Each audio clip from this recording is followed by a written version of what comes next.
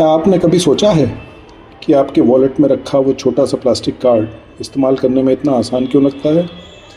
कभी कभी ऐसा क्यों लगता है कि आपका पैसा गायब हो गया है, भले ही आपने अभी तक कुछ भी पेमेंट ना किया हो। आज हम क्रेडिट कार्ड के पीछे के दिलचस्प और कभी कभी परेशान करने वाले मनोविज्ञान पर चर्चा करेंगे। ये सिर्फ सुविधा की बात नहीं है।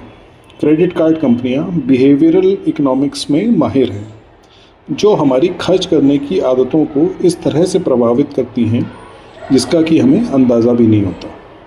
चलिए एक कोर कॉन्सेप्ट से शुरू करते हैं, पेमेंट का दर्द।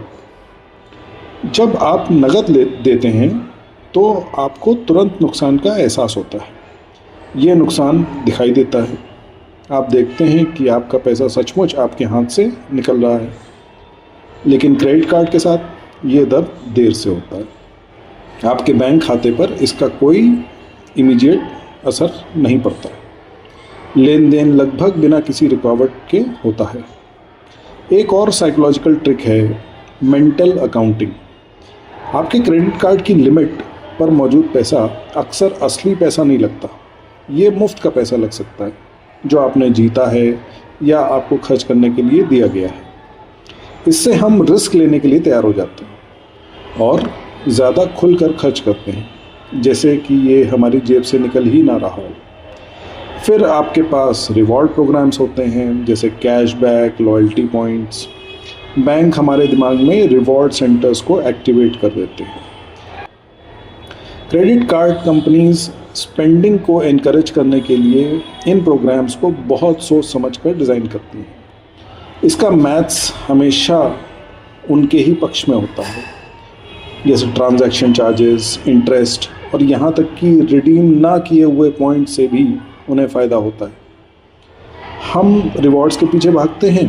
अक्सर हम ज़रूरत से ज़्यादा खर्च कर देते हैं, सिर्फ अपने फ़ायदों को मैक्सिमाइज करने के लिए। अब बात करते हैं क्रेडिट कार्ड बिल्स की।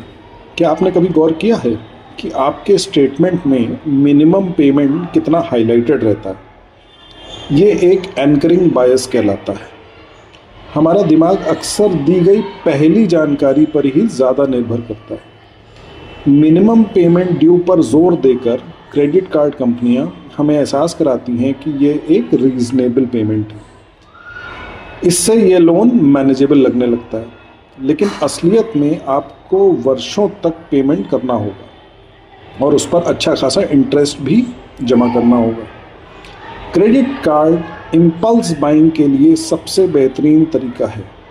ये इंस्टेंट लेन देन हमें इमीडिएट इच्छाओं को पूरा करने की आसानी देता है, बिना कैश झंझट के। ये इमीडिएट सेटिस्फैक्शन अच्छा लगता है, लेकिन अक्सर बाद में पछतावे का कारण बनता है। और हाँ, फोमो को ना भूलें, fear of missing out. Premium credit card अपने स्पेशल बेनिफिट्स और आकर्षक डिज़ाइंस के साथ हमारे स्टेटस की चाहत को जगाते हैं।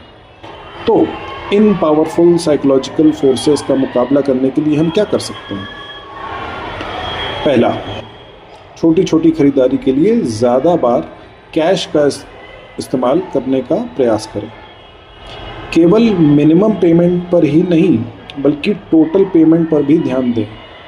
इंटरेस्ट जमा होने से बचने के लिए हमेशा पूरा बिल पेमेंट या जितना हो सके पे करें। नॉन एसेंशियल खरीदारी के लिए 24 आवर रूल या 30 डे रूल अप्लाई करें, और अगर उस समय के बाद भी आप खरीदना चाहें तो परचेस करें। एक क्लियर बजट डिसाइड करें। रिवॉर्ड्स को क्वेश्चन करें। क्या आप सिर्फ रिवॉर्ड पाने के लिए ज़्यादा खर्च कर रहे हैं? क्रेडिट कार्ड नॉर्मली बुरे नहीं होते अगर समझदारी से इस्तेमाल किया जाए। उनके पीछे की साइकोलॉजी को समझने के से आप उन्हें कंट्रोल कर सकते हैं, बजाय इसके कि आपका क्रेडिट कार्ड आपको कंट्रोल करे। क्रेडिट कार्ड साइकोलॉजी के बारे में आपके क्या विचार हैं? अपने एक्सपीरियंस नीचे कमेंट सेक्शन में शेयर करें।